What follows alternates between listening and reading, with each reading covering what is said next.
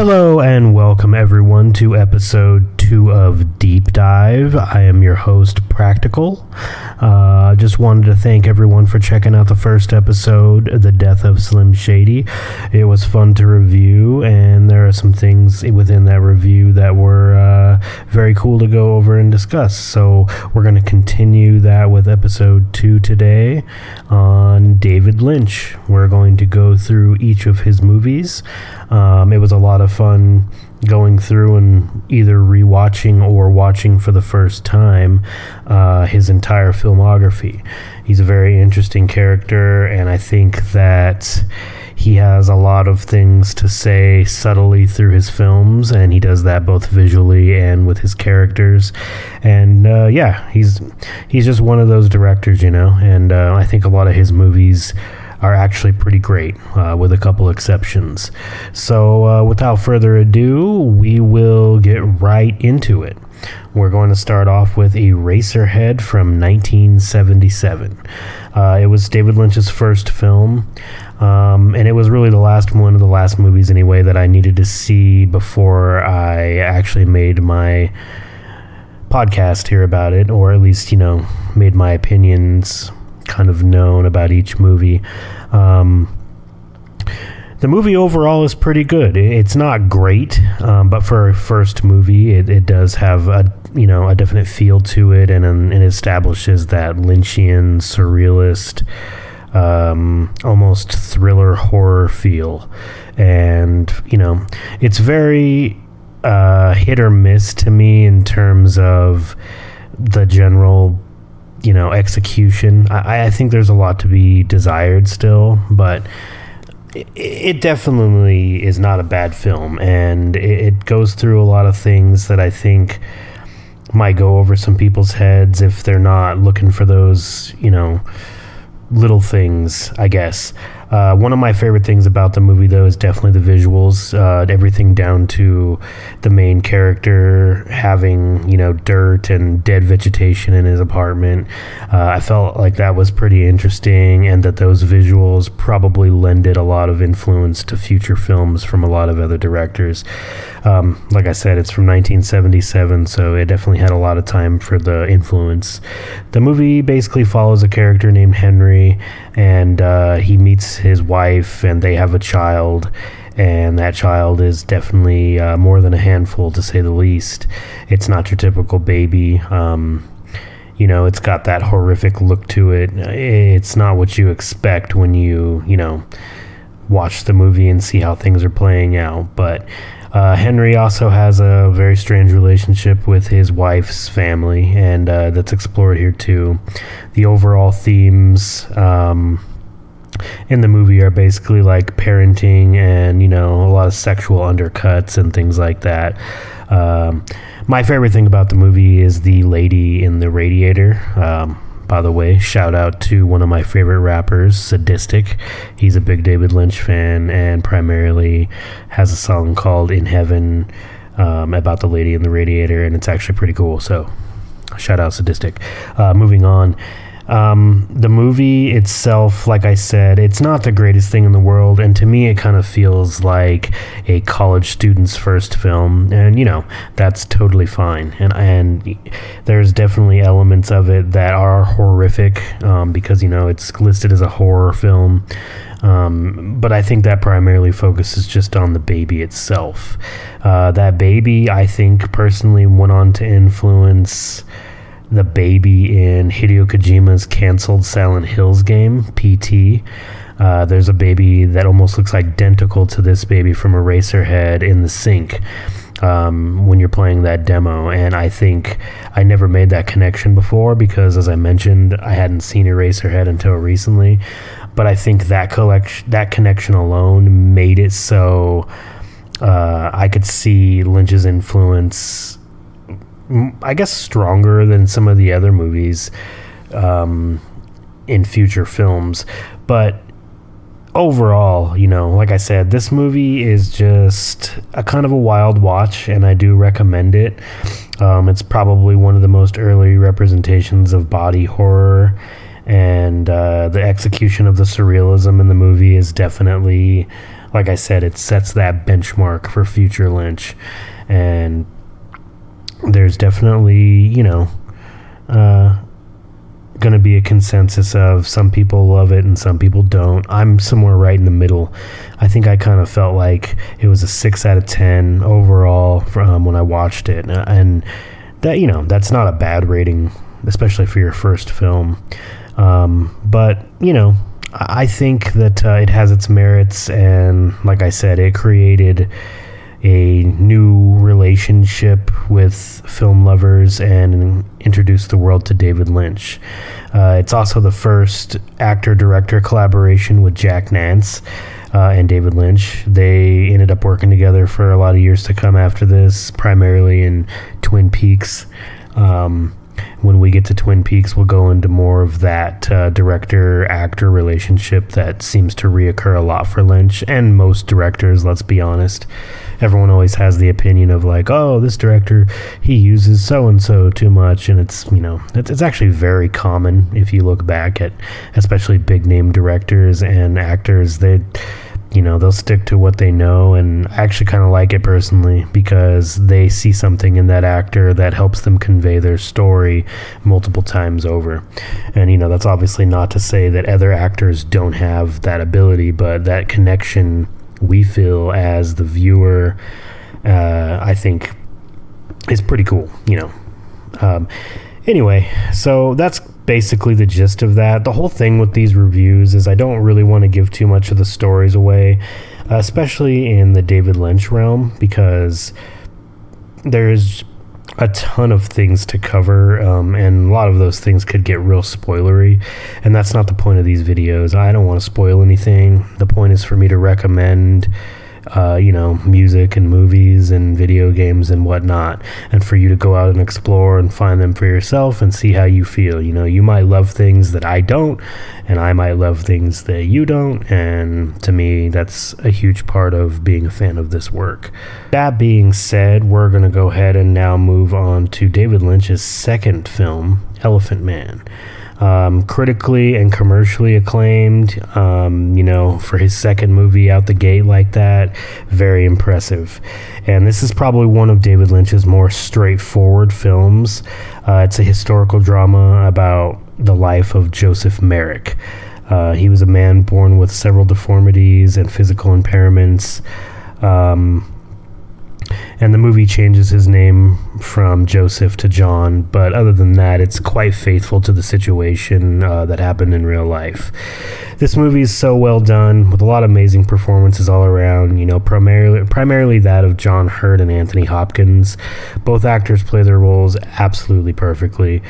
John Hurt proves just how great of an actor he is with his body language and personality, while Anthony Hopkins, he's always been a master of his craft, and that craft is on full display in Elephant Man. Absolutely. He's got, that stage acting reputation before he got into big acting, and continued to do it well into his big acting as well. The movie is a harsh look at the power of society and the overall misunderstanding that, everyone is born different. The movie explores some horrific actions of your fellow man, basically, all for something that they simply don't understand. Anthony Hopkins' character, Frederick, he's kind of your portal into some sense of humanity. He's not really here for exploitation, at least not after, a little bit. John is a complicated character because of his condition, and he seems very helpless, and when Frederick comes into the picture, they kind of develop a nice relationship of respect for one another, John respecting Frederick for his humanity, and Frederick respecting John for his drive to try to be better despite, his impairments and things like that. Basically, Frederick finds John at a freak show, and after John is badly beaten, his owner, as you could call him, the one that runs the freak show, gives Frederick a call, who is a doctor and a surgeon. He asks him for help. Frederick believes, progress can be made in John's development, while most of society doesn't.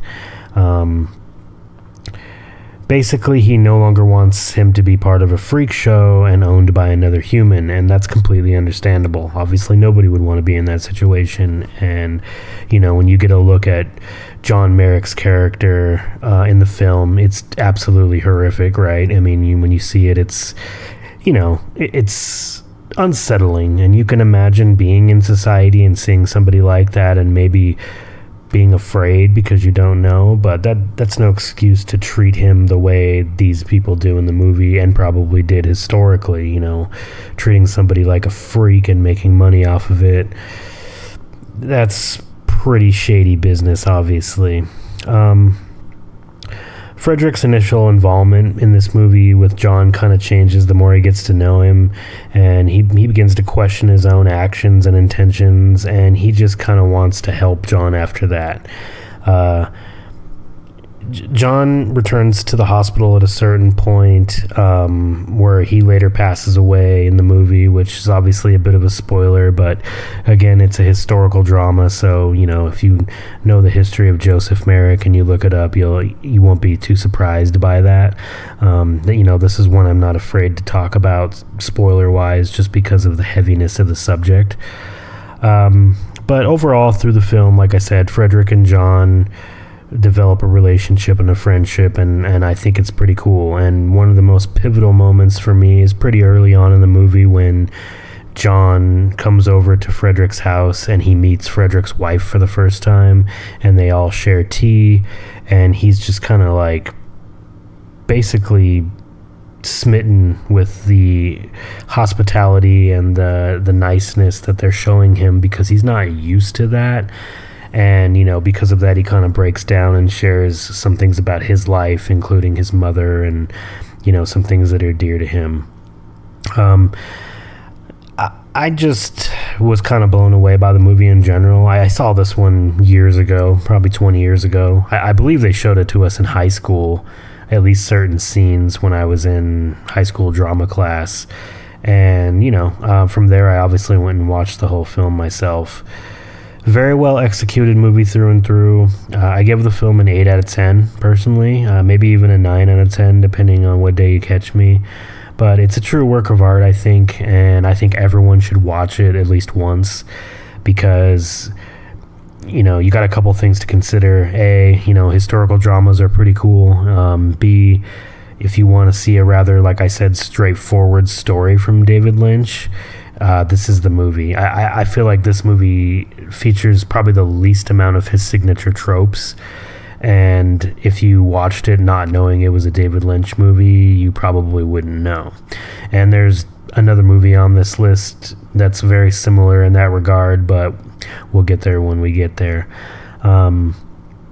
So yeah, check out Elephant Man. Like I said, you know, you can't go wrong with Anthony Hopkins or John Hurt. But I think this movie overall is something that everyone probably should watch once. That's how I feel about it, at least anyway. And that, of course, will bring us to Dune from 1984. I'm not going to sit here and shit on this movie as much as a lot of people have shit on it. And trust me, I understand the gripes, and I understand not liking the movie. It's very boring, but the effort that went into this movie is absolutely crazy. I mean, if you watch it the one time, you'll see it, and it's not something to, you know, take lightly, I don't think, personally. I mean, it wasn't obviously something that David Lynch was in love with, and I think you can tell as you watch the movie, but that doesn't matter. I mean, he really put in the work. You got a lot of special effects, and you got a lot of good performances, and it's, you know, it's your typical space opera, whatever that might mean these days, but, you know, it's got the two feuding families, or maybe even two or three feuding people for the throne in the galaxy, and it's going to throw all those signature tropes at you, but, you know, that's only because Star Wars had came before it. If this movie had come first, or, you know, if you read the books, you're obviously going to get that anyway. But it's definitely an interesting film. For me personally, it was real boring, though. I mean, I just could not get into it overall. and it's not for lack of effort on his part. Like I said, I just think if maybe the dialogue had been sharper and some of the scenes shortened and just everything was a little bit more concise, I think the general consensus of that would be better for people. But for me personally, I just really wasn't feeling it, and this is another movie that I'd watched a long time ago before I was really into movies. Like, always loved movies, but later in my late 20s I became like a film buff where I care a lot more about story aspects and cinematography and characters and, you know, everything that kind of goes into it. So I needed to rewatch it so I could give it a full and good assessment, and that's kind of just how I feel about the movie in general. Just kind of boring, but this movie also marks another first of Kyle MacLachlan and David Lynch working together, and it's also Kyle MacLachlan's first movie, so that's pretty awesome. I mean, in that regard, you get to see him kind of grow, and he's definitely changed since that movie, as you know, most actors do from their first encounter with film to their seasoned years, I could say. And I always make the comparison with him that he's like the more successful Bruce Campbell. You know, he's that B-movie actor. He's got the Hollywood good looks and the chops, but he never quite hit like the big time, I guess. At least not in terms of big time when you compare it to Brad Pitt or George Clooney or, you know, those Oscar nominated or sometimes Oscar winning multi-million-dollar actors. He's just not really one of those dudes, but I do respect him, and I think he's actually pretty great. A couple other notable mentions is a soundtrack done by the rock band Toto with some contribution from Brian Eno, which is pretty cool. But yeah, I mean, other than those things, I don't have a ton to say about this movie. Like I said, it's not really for me. It's not my style. When I do love sci-fi movies, I kind of pick and choose, obviously. Kind of the same thing with Westerns, and, you know, this is just not one of them for me. And ironically, you know, the remakes, the new ones, are supposed to be a lot better. I have not actually watched those yet, but I do plan on getting to them somewhat soon. I just kind of put them off. But now that they're both out, I definitely plan on watching them. I've definitely heard they're much better. But like I said in the beginning when I first brought up Dune, I don't think this movie still deserves as much hate as it gets. I think it's kind of overblown, and, you know, if you are a hardcore sci-fi person, you'll probably still enjoy it. It has a lot of the things I think people usually look for in that. So, like I said, just not for me at the end of the day. But solid 5 out of 10, and I say solid just because I could see this one going over the line a little bit, but I just probably would never watch it again, so I'd have to give it a 5, just right middle of the road. And that's basically how I feel about that one. So yeah, Dune 1984. If you're into sci-fi and, you know, you want to see the first performance from Kyle MacLachlan, I think it's worth checking out, at least for that alone. And here's where I start to get a little bit more excited. We start to hear, you know, me feel real good about where we're going with this review, because this is, I think, the first movie that kicks off David Lynch as we know him today. And, you know, he's mad influential in the world of film, a lot of respect for him, and I think this movie, like I said, kind of kicks off the David Lynch the world knows. Blue Velvet, 1986. Seems pretty divisive amongst film fans that I know personally. Like, you know, a lot of my buddies who are also film buffs, some of them really like it, some of them think it sucks. I understand arguments for both. I personally love it. I think that this movie helps set him apart from other filmmakers and who, you know, other people who have been influenced by him in the future. I mean, I'm looking at you, Ari Aster. You're definitely, you know, a self-admitted David Lynch fan, and I think it shows in your movies, and this is the first movie where I made that connection just overall, you know. So Blue Velvet I had seen back in the day, back when VHS was huge and we were all going to video stores to rent movies. Blue Velvet is one of those movies I rented, and I thought it was weird at the time, for sure, because I wasn't really into maybe the art housey type of film that I think David Lynch soars in. But, it's another solid collaboration between Kyle MacLachlan and David Lynch. It's a noir film with a solid cast of characters, and it really starts to grip your attention almost immediately. Another notable first for this movie is Laura Dern, who ended up working with David Lynch multiple times after as well. And, somebody I didn't really care for until I started getting into the David Lynch world. I never really cared for Jurassic Park. I know, hate me for that. It's fine. It's just one of those popular movies that I just don't get it. I don't see the big deal. Great special effects, nice Hollywood action summer blockbuster for the time, but not for me. But anyway, all that said, Laura Dern, she's kind of become someone I really like within the realm of David Lynch movies, and I can't really think of too many things I've seen her in outside of these and Jurassic Park, but here we are. The film kind of kicks off with Jeffrey, which is Kyle MacLachlan's character, heading home, and he finds like a severed ear, and from there on it kind of sets up a college murder mystery. And I don't know if anyone's seen the movie Brick by Rian Johnson, but if not, I highly recommend that one. This movie, I feel, had to have influenced that movie, and I love both of them. They're just that, Sherlock Holmes-y type mystery, but with a lot more colorful characters, and you're along for a ride. And I think that's the best way to put a lot of David Lynch's movies. So, we're along for this ride here. Finds the severed ear, reports it to the local detective, and the detective's daughter, played by Laura Dern, her name is Sandy in the film, she reveals to Jeffrey that the ear is somehow tied to a local gangster. Or a local singer, I should say, who by extension introduces us to the movie's gangster. The singer is named Dorothy. She's played by Isabel Rossellini.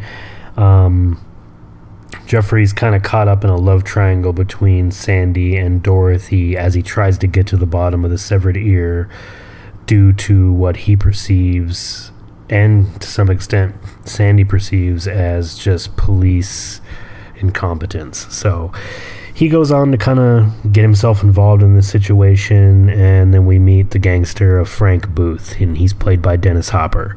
And man, does he play this role just bigger than life. I mean, he is a madman, he's a psychopath, he's a drug addict, he's a peddler. I mean, he's a sexual sadist, basically. The man is just off his fucking rocker, and he's constantly carrying around what appears to be gas tank or for nitrous oxide or something like that, to that effect, and he's just constantly inhaling it and getting high and then getting crazier and crazier. Basically, as Jeffrey tries to solve this crime, he is sucked into this underworld, and he's, like I said, he's taken for a ride. But what I really love about the movie is all the kickbacks and the general feel to old noir films in it, which is what David Lynch's surrealistic take, and it's pretty great. Like I said, when I first saw it, I hated it because of Dennis Hopper, but upon a rewatch, I think actually Dennis Hopper might be my favorite part of the movie, just because he does feel real in a way where there probably is some psychopathic assholes out there like that act just like that. This movie does have it all, though, like police corruption, murder, intrigue, mystery, gangsters, sex, drugs, all the noir aspects. Everything's kind of shining bright, and for me, this is the first David Lynch movie that I really took to. I enjoyed Elephant Man, like I mentioned, and like I said, it's a great movie, but that's a movie on your shelf that you might watch every once in a while, or maybe to show a friend. This movie is, I think, something you show people to get them into David Lynch. Like, this is what you do. Let's kick it off, to the Lynchian world. I love noir and I love gangster films, and you're going to find that he peppers them into all of his movies from this point on, especially gangsters, and I think that's kind of cool. He blends them well, and it's not such a central focus the way that a lot of other movies do it. The gangsters are kind of a backdrop thing, and or sometimes intermittently a main character, but they're never the main focus, if that makes sense. But this is just one of those first movies with him where you're in awe of the cinematography and the color schemes, and I personally love it. It's a nice noir film for the modern age, and obviously when I say modern age, it's from 1986, but I just mean homage to the earlier ones from the 40s and 50s that really shaped the genre. So for me, 8 out of 10, just pretty great. My rating scale is always 1 to 10. I just think that gives you a little bit more room for critique, and anything between 8 to 10 to me is great. So there you have it, Blue Velvet. Couldn't recommend that one more. Kick that one off if you're trying to get into David Lynch, because that will give you a good sense of where he's going in his career, and I don't think you'd be disappointed to start there.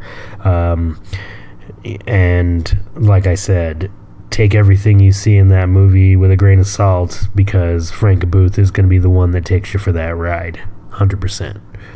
And that now brings us to Wild at Heart, 1990. Wild at Heart is a little bit more straightforward than, some of the future ones, but only by a little. It's still pretty crazy. It's another great example of the momentum that David Lynch started to hit after Blue Velvet. So the film follows Sailor. He's played by Nick Cage, and Lula, returning actress Laura Dern. They go on the run together to avoid killers that Lula's mom hires to kill Sailor. Basically an act of revenge for dating her daughter, and what her perception of the situation is. The film features an array of interesting characters and notable references to Elvis Presley and The Wizard of Oz. And if you know much about David Lynch, you'll know he's got kind of an obsession with The Wizard of Oz. It's one of his favorite movies of all time. I think he puts it in his top 10. Lynch was originally set to just produce this movie, but he finished reading the book that it was based on, and he decided to direct.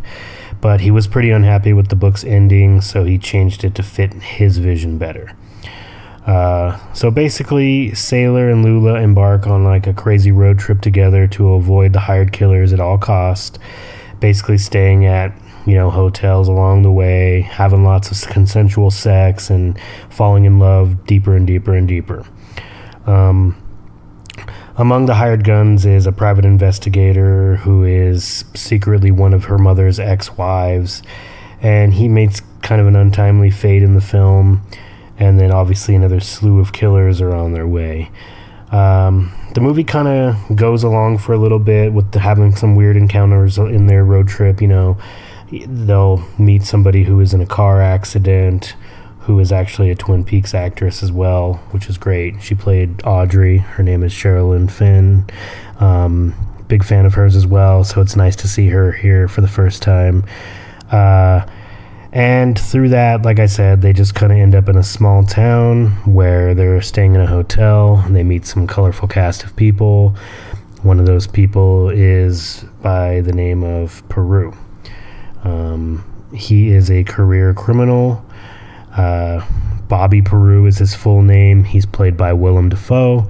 He takes a general interest in Lula, kind of threatens her with sexual assault and forces her to say, that she wants to fuck him, only to taunt her and say, I don't have time. And it really kind of sticks with you, and that's why I bring that scene up, because it sticks with you and it sticks with her.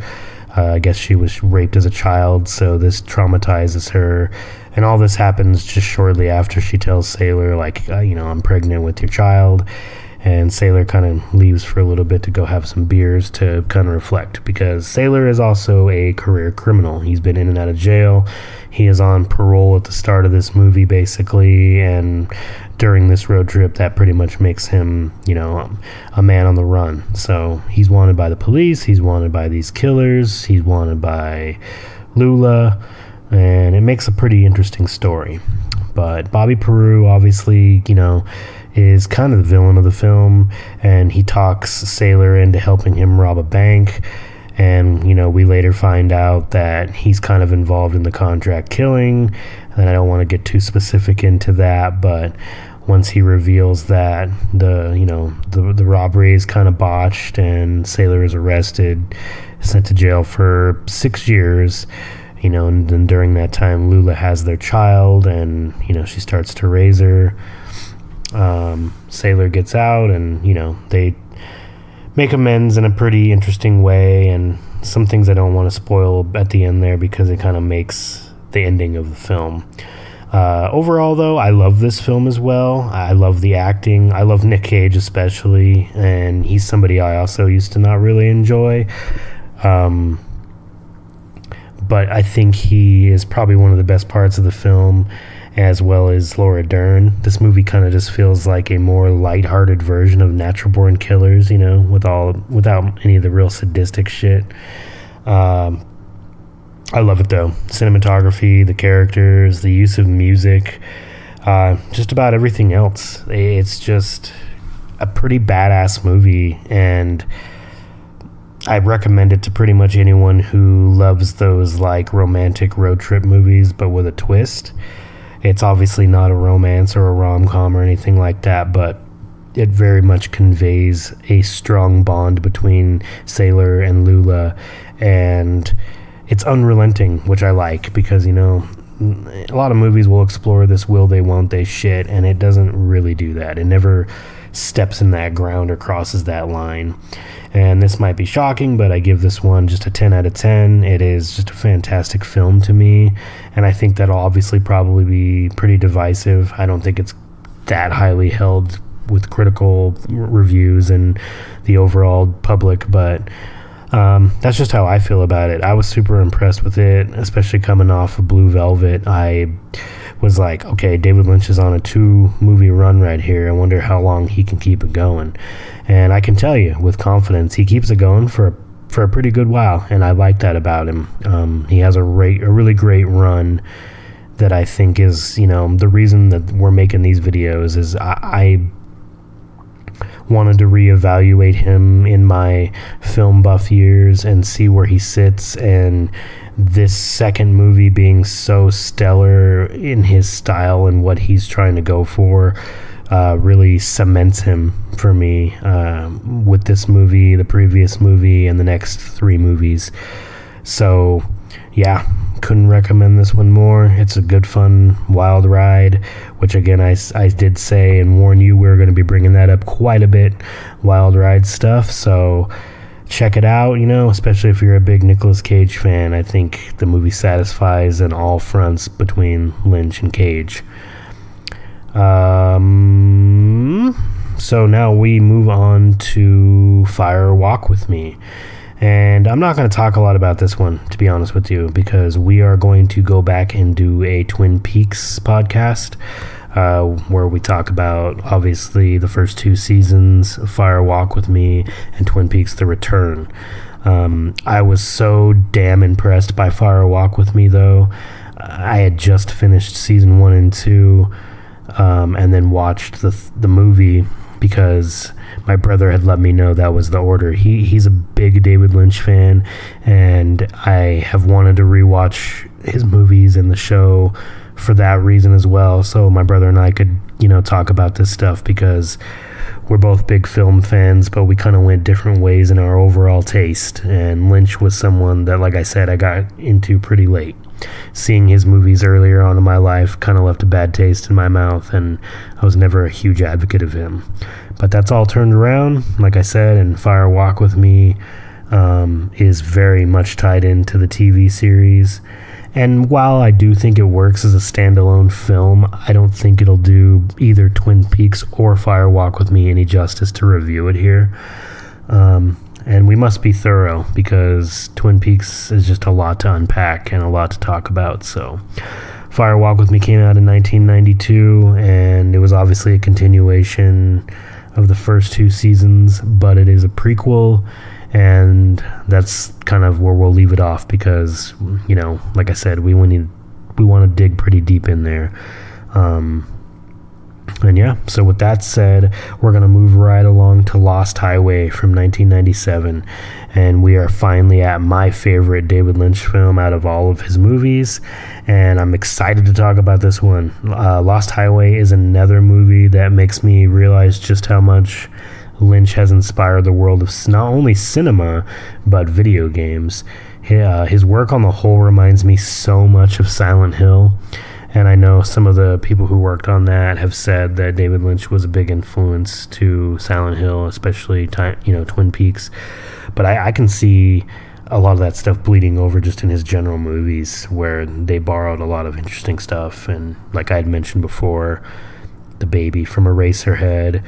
While that was a Hideo Kojima game, he was working for Konami, like he did during that time period, on a Silent Hill game.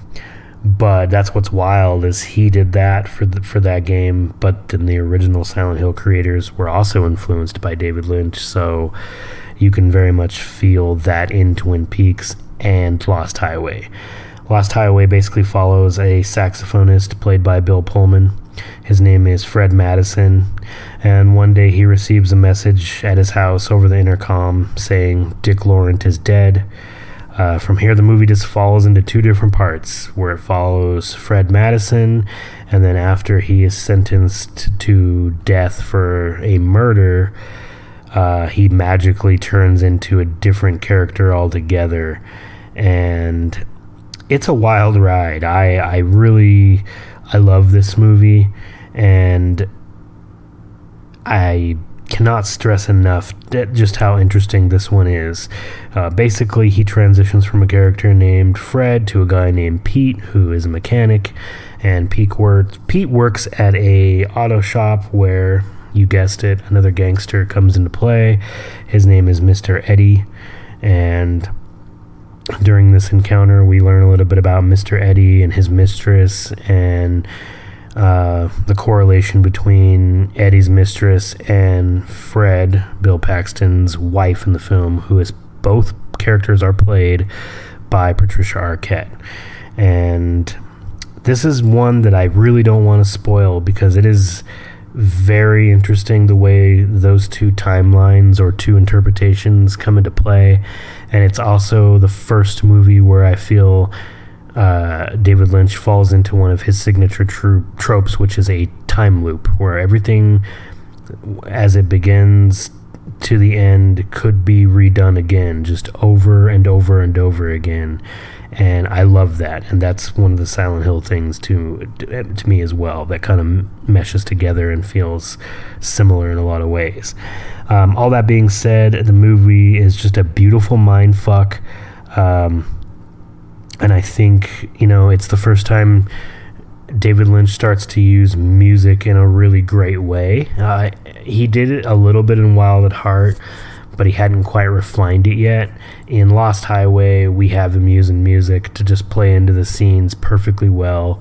I also love the soundtrack. I'm a big Nine Inch Nails, Marilyn Manson, Rammstein fan in general. There's even a really great David Bowie track on here, and it's worth noting that this is probably his first stellar standout soundtrack as well, which I absolutely love. And for me, this movie is another 10 out of 10. And like I talked about, he starts just being on an absolute roll, and I think that's great. It's kind of rare in the film world for that to be the case, unless you're one of the greats, the big ones like Scorsese or Tarantino. And look, opinions are going to differ here to there, and I get it. There are probably people who hate Tarantino, there might be people who don't like Scorsese, but I'm going to bring them up because they're world-renowned directors. They're a big deal. We think about them even if we don't like them during, film discussions, and we discuss a lot of their movies. So David Lynch is in the same category, and personally, I think he belongs there, because that's just the beauty of David Lynch. He's that outsider director that fits so well with the other contemporary directors of his time. He's a badass, honestly. I definitely fell in love with David Lynch's style around the time of Blue Velvet, and just amplified by 1,000 by the time we get to Lost Highway. So please check that one out. If there's anything you take from this video, I would really love it to be probably a mixture of Twin Peaks and Lost Highway. And obviously look out for the next video in the near future here, talking only about Twin Peaks, probably sometime in the next month or so. We have a lot of things to cover, but I don't want to get too far away from this video before we do Twin Peaks, because they're going to be nice pieces that will complement each other in a way that you could go back and listen to the Twin Peaks podcast and then this, and then get a kind of a feel of a lot of similarities that we're talking about within his movies and tropes that we see throughout. So, like I said, Lost Highway, just absolutely stellar film and worth your time. Just definitely worth your time. I'll leave it at that. I don't want to go too over the top with it. So that will bring us to 1999, where David Lynch takes on a Disney film by the name of A Straight Story. Yes, you heard me correctly, a Disney film by David Lynch.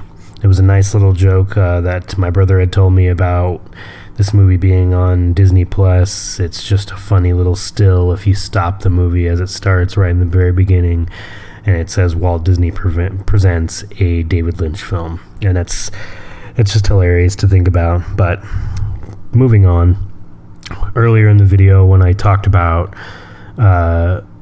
Elephant Man being his most normal movie, I think this is actually his 100% most normal film of the bunch. It is the most straightforward. It is the most straight story, pun intended with the name here, that he did. And it's based on a true story yet again, just like Elephant Man. So you can see why I put those two together when I first talked about it. Both kind of historical dramas. Straight Story follows a aging farmer who wants to, cross the country on a lawnmower, basically, that goes 5 miles an hour. He's just kind of a stubborn old man, and he's set in his ways.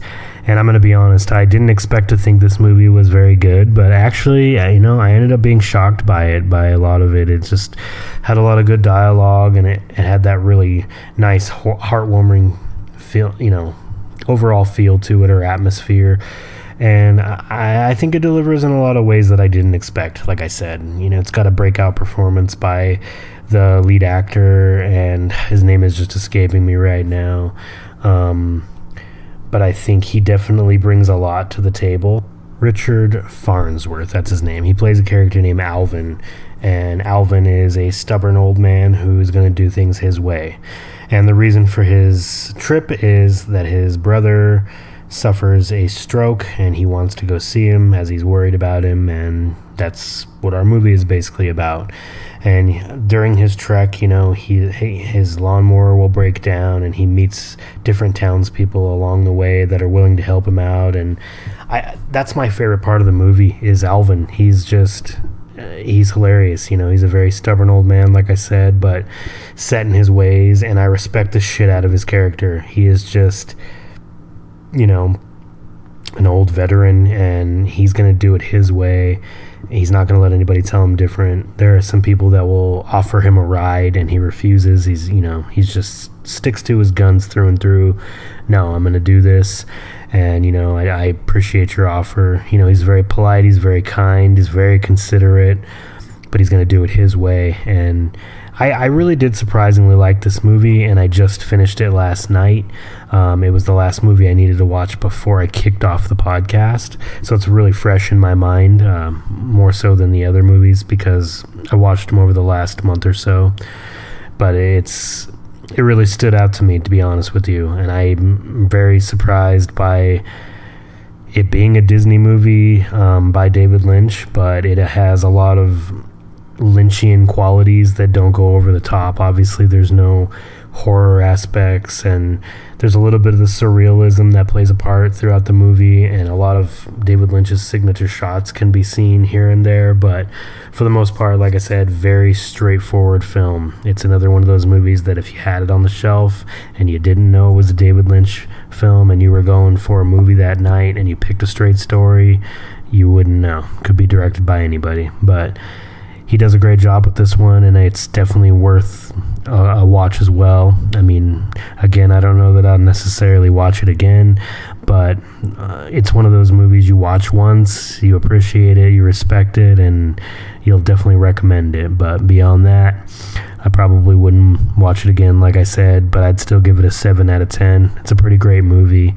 and I got to appreciate all the things David Lynch does in that movie to not go off his, rocker with his normal stuff, which obviously Disney was probably keeping him in check, but still, it shows that he's able to do very normal movies and very crazy movies, and I appreciate and respect that. It shows his versatility and just how, badass, again, like I gotta say that he is. And Alvin is a great character, and he does fit in with Lynch's world of colorful characters. So I love it. I love talking about this. Like I said, it's just getting this deep into his filmography was really fun, and I was quite surprised by a straight story. So moving on from there, we are going to tackle Mulholland Drive 2001. And when I first wrote up my episode and I'd written everything down, I was kind of planning on going into this one because I'd mentioned that Lost Highway was a mindfuck. And Mulholland Drive, the first sentence on my episode notes here is, speaking of mindfucks. And yeah, speaking of mindfucks, Mulholland Drive is another movie with kind of a similar feel to Lost Highway, and it does create a very similar time loop. This movie is starring Naomi Watts in a very fantastic performance, one that I doubted within the first 10 minutes, and then when I realized what was going on, I was like, oh, she's absolutely killing it here.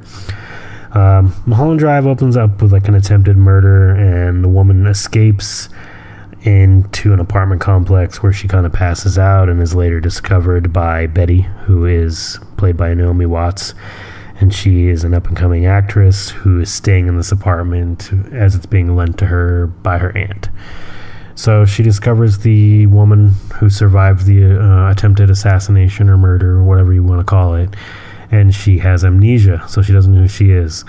And when asked her name, she looks around the room, her eyes fixate on like a Gilda poster, and then she decides on the name Rita, obviously because of that poster. So from this point on, she's referred to as Rita, and her and Betty kind of go on this, again, almost murder mystery solving case to figure out what's going on, because when they first start talking and she's trying to remember who she is, they find in her bag a bunch of money, and I mean like stacks, not just like a couple $100. I mean like, 50 grand, 60 grand, some kind of drug bust or, drug deal gone bad kind of money, and then a blue key, and the blue key plays a pretty pivotal point in the movie.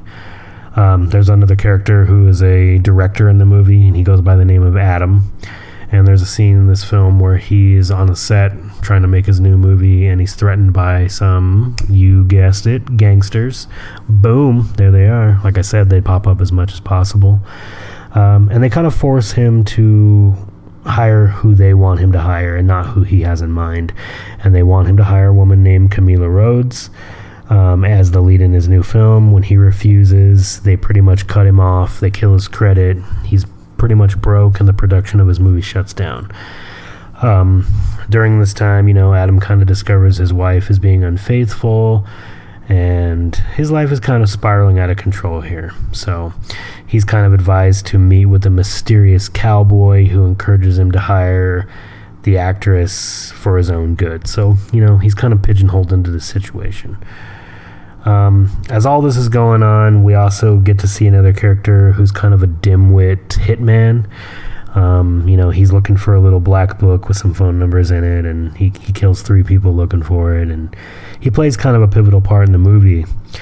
And again, this is one of those movies that I don't want to go crazy into, but long story short, Betty and Rita are not who they seem to be. They're actually totally different characters, and it's one of those things where you're being shown 2 different realities, and you're not sure which one's the real one until the very end, obviously, and then therein lies that time loop. This movie has one of the freakiest scenes out of any David Lynch movie I've seen personally, and it takes place towards the start of the film, and it's a conversation between like a cop and a gentleman at a diner, or maybe the psychiatrist. It's a conversation there where he's explaining a dream to the psychiatrist and or cop about what keeps him up at night, and is giving him anxiety, and it's a constant dream about this particular diner, and he explains to him that in the dream a certain series of events always play out. So the psychiatrist / cop asks him to show him what's going on, and when he turns the corner around the side of the diner, he's met with kind of a ghastly old looking homeless woman, but the way she's made up is so shocking and so crazy that he kind of just dies on the spot because he's so afraid. And when you see her, you can get it. I mean, she's pretty horrific, I'd say, and the scene itself takes you by storm, or takes you by surprise, whatever term you prefer there, but definitely sets up the rest of the movie for what it's going to be. And like I said, it's a wild ride. That's another term, like I said, we're going to use a bunch. So during this wild ride, we see a lot of events unfold, and it's probably one of his most masterful works as well, and I give it a straight 10 out of 10. I mean, and that's what I'm talking about. He's just on a roll from Blue Velvet into this movie. Mulholland Drive is pretty well loved by the majority of film fans and or David Lynch fans, so definitely worth checking out. Just very well done. Like I said, you at first it seems a little strange, but the more things happen, the more into it you get, and you're never once bored because there's just non-stop mind fuckery going on, and the payoff is fantastic. So Mulholland Drive, check it out, you won't be disappointed. And that brings us to the final film that David Lynch has made, and really the only thing he's done before the return of Twin Peaks Season 3. So, on that note, I unfortunately have to say that his streak ends here with Inland Empire, 2006. I don't know what the hell this movie was supposed to be, and while it does feature a lot of Lynchian things, I did not care for this film at all. I also just watched this one right before A Straight Story, so very fresh in my mind. It follows Laura Dern's character, who is like a struggling actress, or at least it seems to be a up-and-coming struggling actress, and she's kind of reliving some past events, all while doing her own thing in a modern type reality. And it's weird, and it's very hard to explain. I mean, it's not that hard to explain, but it's just shitty. I don't really know where to start, and I don't really want to be shitting on anything like that, but it's such a disappointment coming from all those other films. I mean, more or less the film is, like I said, about a film crew of actors and actresses making a movie, and they're all tragically killed, and your job as the viewer is basically to put those pieces together and figure out what's going on as the movie is telling you these things in kind of two different timelines yet again. I just don't like it. It doesn't work like his other movies work. It's filmed very strangely. Obviously, it's got a different cinematographer than Mulholland Drive and Lost Highway, which was the same person. And I think he really captured the best parts of Lynch's ideas, where this movie is filmed, written, directed, and scored by David Lynch, which, hey, I give him kudos for that. That's badass. I mean, but this movie I cannot stand it. 3-hour runtime, just absolutely bloated and nonsensical in a lot of ways. And maybe if it had been shorter and a little bit more concise, I could see its merits. But beyond some Lynchian little stuffed rabbits that play a kind of a tiny part in the movie, there's really no aspects of this movie I enjoy. And I'm not sure what the direction was, but Laura Dern's facial expressions through this movie is just like she's smelling a horrific constant fart. And I know that sounds crazy, but if you just look at the look on her face for almost the whole damn runtime, you'll be as confused as I was. And like I said, it really sucks that we end all of what we're talking about with David Lynch on this note. And in a lot of ways, it makes me wish I had thrown Twin Peaks into this, but because at least then we'd be leaving off on a high note of Twin Peaks: The Return, which is just fan-fucking-tastic. It's great, but I want to talk about that later because, again, we've got 3 seasons to cover in a movie, so I think it's only fair it gets its own entry.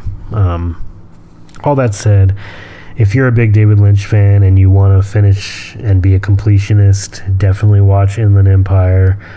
I was kind of surprised by the overall rating by other professional critics and stuff like that, giving it a high grade or a higher grade. I think it's got like a 6.8 on IMDb, which to me is just far too high.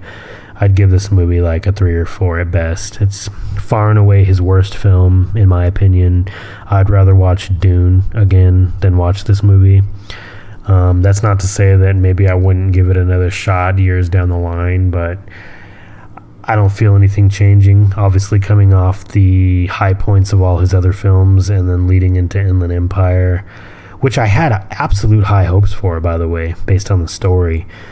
But it does nothing for me. It's not for me. Like I said, I don't know what he was thinking or what is supposed to be conveyed, other than it's just super basic with his themes in this one, and it doesn't land in the ways that his other movies do. So I don't want to ramble on about it, but yeah, Inland Empire, like I said, 3 or 4 out of 10, which is pretty low rating for his movies, because overall David Lynch is stellar.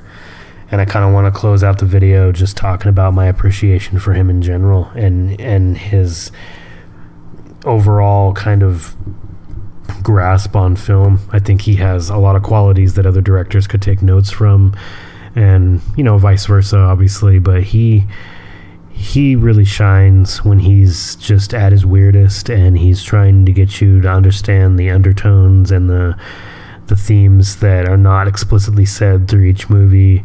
And it's kind of one of those oh shit moments at the end of most of his movies where you realize what he was going for. And even with the ones that are not mind fucks, it's just very satisfying.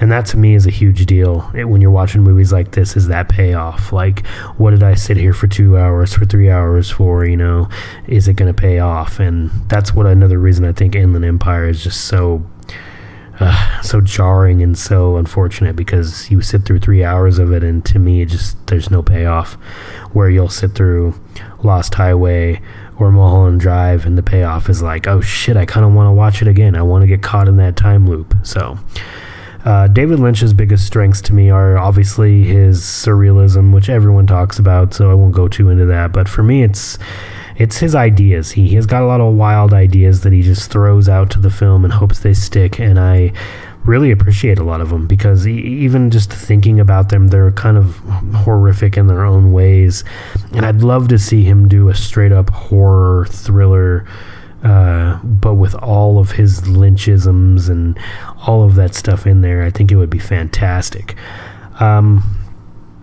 All that said, another couple notable things to mention are his short films, which are interesting. I did watch all of them, and I'm not going to go too into them. I'd say just deep dive those if you're into David Lynch and you want to see where he started and, some of the strengths that become more dominant in his mainline movies start to bleed out in those. And then the last one I wanted to mention is something you can catch on Netflix. And it's very, very weird, but it's basically David Lynch talking to a monkey. And it sounds crazy, but I loved it. It's called What Did Jack Do? And it's just so bizarre, but it sums up David Lynch in a lot of ways that I think, his hardcore fans just understand, and I love it. It's interesting, so give that a watch as well. like I said, David Lynch, he's a very interesting director. I think he is very much worth a deep dive. He has a lot of colorful films in his filmography. I hope he's not done. I would like to see him go out on a really high note, movie-wise, something to follow up Inland Empire with that just blows everyone's mind. That kind of returns to maybe the same heights of Blue Velvet, Mulholland Drive, Lost Highway, Wild at Heart. Those are pretty much my favorites of his, and I think his true gems. So I'd like to see just one more of those if he's got any more in him. And then obviously, Twin Peaks is going to be its own conversation, like I've mentioned a few times. But I'm really pumped to talk about that with you because there's more to unpack in the Twin Peaks seasons and movie than there is in his entire filmography. So thank you for listening. I appreciate everyone tuning in for another episode. Like I said, we're going to keep these going weekly, just picking different things. And then a big announcement to make is that episode 3 is going to feature for the first time a second host, and probably going forward just have a second host in general. He's a good friend of mine. We have a lot of good conversations, and I think the dialogue between us and the conversations will be a lot more interesting with two personalities played back and forth, because him and I definitely don't agree on everything, and we have some really great conversations about that type of stuff. And then we also do agree upon a lot of stuff, and we'll also have equally great conversations based in that. So should be a lot of fun. I appreciate it. Shout out to anyone who has followed or liked the videos on YouTube. And with that said, we are now going on Spotify and Apple as well. So check us out there, and going forward, hopefully the videos will get more and more professional and a lot more listenable for you if they're not already. I plan on getting better and better as I do this, but it's mostly just me overcoming my fears and sharing my thoughts with you guys. So like I said, I really appreciate everyone's time, and I will catch you next week for episode 3 of Deep Dive. This is Practical. Thank you all. Have a good week.